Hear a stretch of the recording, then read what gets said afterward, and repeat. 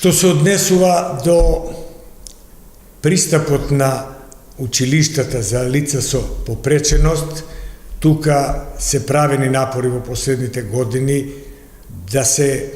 исполни тој услов кој го даде и нашето министерство, меѓутоа и нашите аспирации за влез во Европската заедница се големи, меѓутоа и многу услови треба да исполниме за да бидеме прифатени на оваа категорија на граѓани, не само за деца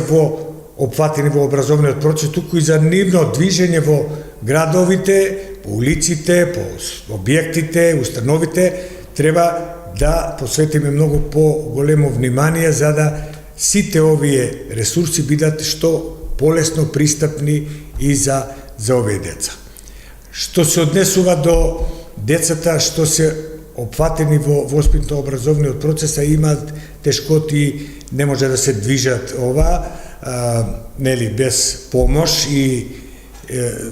согласно законот за основно и средно образование, на овие лица им се обезбедува бесплатен превоз со такси служба и тоа со адекватни возила кои ќе овозможат овие деца да дојдат и да бидат вратени од училиштето со ваков, да кажам, специјален превоз, мада не им е потребен на сите, меѓутоа имаме со церебрална